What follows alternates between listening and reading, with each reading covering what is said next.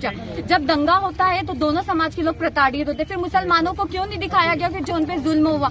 एक तरफा जब दंगा हुआ तो क्या मुसलमानों ने पत्थर चला, उधर से क्या फूल बरसे गए थे जो सिर्फ मुसलमानों पे इल्जाम लगाया गया। हमारी मस्जिदें जली, हमारे घर जले, हम आज 25-25 दिन रोजे की हालत में घर से भागते रहे, लेकिन कोई हमसे पूछने नहीं आया, कोई हमारी तरफ देखने नहीं आया। हम भाटवाड़ी मोहल्ले से थे, शाम के 5:30-6 बजे का टाइम था, हम हमारी नमाज और कुरान पढ़ रहे थे। जय श्री राम के हजारों लोगों की तादाद में हमको नारे सुनाए गए। जब हमने हमारे घर के बाहर देखा तो हिंदुओं की भीड़ घुस रही थी, हमारे घर में पत्थरबाजी करी। और हमारी मांग यही है कि हमारे जितने भी बेगुनाह मुसलमान भाई जेल में बंद है उन सबको जल्द से जल्द रिहा किया जाए। और पुलिस प्रशासन द्वारा ये बात भी सामने आ रही है कि जेल में बच्चों को बहुत बुरी तरीके से मारा जा रहा है। ये वतन हमारा भी है, हिंदुस्तान हमारा भी है, इस मुल्क से हम भी मोहब्बत करते, फिर ये लोग हमें कैसे दंगाई बोल सकते हैं। हम हमारे क्या मुस्लिम होने की ये सजा दी जाती है, हर बार मुस्लिमों को टारगेट किया जाता है, मुस्लिम बच्चों को जेलों में भरा जाता है।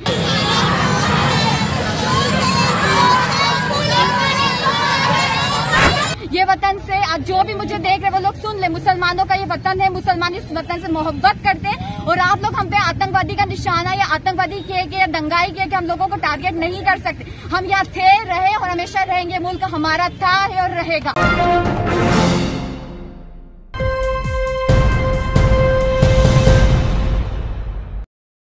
पिछले 4-5 साल से मुस्लिम लीडरशिप और पॉलिटिशियंस के ऊपर यह सवाल खड़ा होना लगा है कि वो मुसलमानों की आवाज़ नहीं बन पा रहे हैं और सड़कों पर नहीं उतरा जा रहा है। इसी को देखते हुए आपने देखा कि 2 साल पहले जिस तरह से शाहीन बाग हुआ और उसके बाद जहां पर मुस्लिम लीडरशिप ने पहुंचने की कोशिश की, उनको किस तरह से वहां से खदेड़ा गया। इसी तरह का एक मामला कल खरगोन में सामने आया। खरगोन फसाद के बाद 10 अप्रैल से ही लगातार मुसलमानों को मध्य प्रदेश पुलिस के जरिए निशाना बनाया जा रहा है।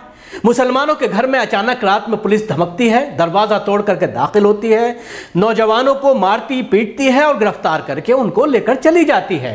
उनके ऊपर यह आरोप लगाया जाता है कि दंगे में ये शामिल थे। 180 से ज्यादा लोगों के खिलाफ FIR दर्ज की गई और लगातार ये गिरफ्तारियां चल रही हैं।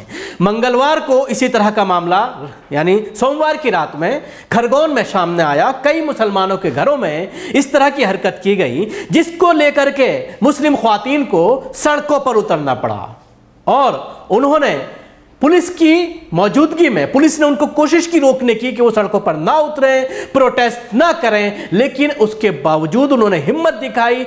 हजारों की संख्या में बुर्क़े में मलबूस मुस्लिम ख्वातीन सड़कों पर उतरी, नारेबाजी की और SP ऑफिस पर पहुंचने के बाद अपनी बात SP तक पहुंचाई और यह कहा कि किस तरह से लोकतंत्र की हत्या की जा रही है, किस तरह से कानून को ताक पर रखकर बेगुनाहों को लगातार फंसाया जा रहा है। जिनका इस दंगे से कोई ताल्लुक नहीं, उनको गिरफ्तार किया जाता है। रात में अचानक पुलिस धमकती है, दरवाजा नहीं खोला जाता तो दरवाजा तोड़ दिया जाता है। महिलाओं के साथ उनकी बेइज्जती की जाती है, उनके साथ मारपीट की जाती है और घर में जो उनके बेटे या भाई मौजूद हैं उनको पीटते हुए पुलिस थाने ले जाती है और उसके बाद अगले दिन उनको कोर्ट में पेश कर जेल भेज दिया जाता है। इस तरह की लगातार घटनाएं हो रही थीं खरगोन में।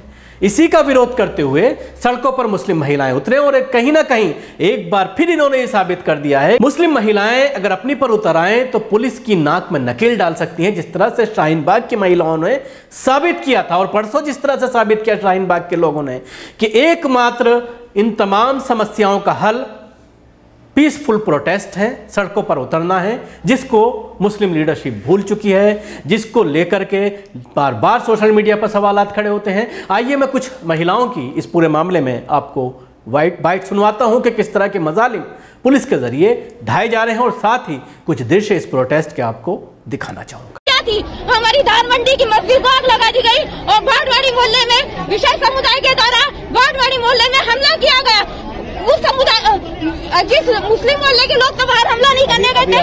अभी SP साहब से हमारी बात हुई और हमारी मांग यही है कि हमारे जितने भी बेगुनाह मुसलमान भाई जेल में बंद है उन सबको जल्द से जल्द रिहा किया जाए। और पुलिस प्रशासन द्वारा यह बात भी सामने आ रही है कि जेल में बच्चों को बहुत बुरी तरीके से मारा जा रहा है। उन लोगों ने कोई जुल्म तो किया नहीं है, कोई जुल्म तो कुबलाना नहीं है आपको, तो उनको इतनी बुरी तरीके से पीटा जा रहा है।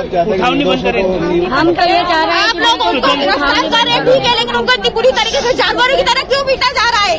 आप लोगों का कानून का अधिकार है, आप बिल्कुल गिरफ्तार करें। मेरा नाम उस्मा शेख है।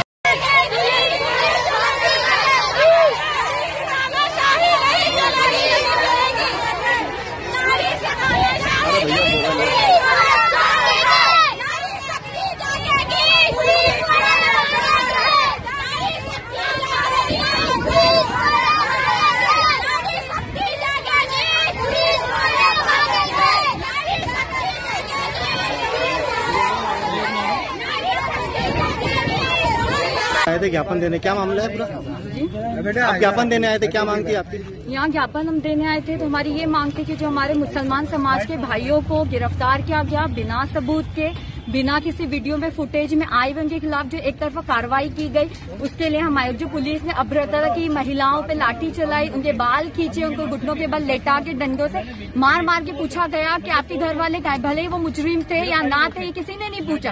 जब दंगा होता है तो दोनों समाज के लोग प्रताड़ित होते, फिर मुसलमानों को क्यों नहीं दिखाया गया कि जो उन पे जुल्म हुआ? एक तरफा जब दंगा हुआ तो क्या मुसलमानों ने पत्थर चला, उधर से क्या फूल बरसे गए थे, जिससे वो मुसलमानों पे इल्जाम लगाया गया? हमारी मस्जिदें जली, हमारे घर जले, हम आज 25-25 दिन रोजे की हालत में घर से भागते रहे, लेकिन कोई हमसे पूछने नहीं आया, कोई हमारी तरफ देखने नहीं आया। हम भाटवाड़ी मोहल्ले से थे, शाम के 5:30 से 6 बजे का टाइम था, हम हमारी नमाज और कुरान पढ़ रहे थे, जय श्री राम के हजारों लोगों की तादाद में हमको नारे सुनाए गए। जब हमने हमारे घर के बाहर देखा तो हिंदुओं की भीड़ घुस रही थी, हमारे घर में पत्थरबाजी करी, पुलिस दोनों तरफ खड़ी थी डंडे लेके, उन्होंने कोई मदद नहीं। जैसे हमको मौका मिला हम हमारे घरों से भागे और आज 25 दिन हम हमारे घर से बाहर रहे। हमारे घर पे क्या हालात थे, हमारे घर पे क्या हुआ, इसके बाद हम लोगों को कुछ नहीं पता। 13 साल 14 साल के बच्चों को पुलिस ने गिरफ्तार किया गया, तो उन बच्चों का क्या कसूर था? जिन बच्चों को आज ढंग से चलना फिरना पढ़ना नहीं आता, पुलिस उनको गिरफ्तार करके ये बच्चे दंगाई हो सकते? ये वतन हमारा भी है, हिंदुस्तान हमारा भी है, इस मुल्क से हम भी मोहब्बत करते, फिर ये लोग हमें कैसे दंगाई बोल सकते हैं? हम हमारे क्या मुस्लिम होने की सजा दी जाती है? हर बार मुस्लिमों को टारगेट किया जाता है, मुस्लिम बच्चों को जेलों में भरा जाता है। ये वतन से आज जो भी मुझे देख रहे वो लोग सुन ले, मुसलमानों का ये वतन है, मुसलमान इस वतन से मोहब्बत करते हैं, और आप लोग हम पे आतंकवादी का निशाना या आतंकवादी किए या दंगाई किए कि हम लोगों को टारगेट नहीं कर सकते। हम यहाँ थे, रहे और हमेशा रहेंगे, मुल्क हमारा था है और रहेगा।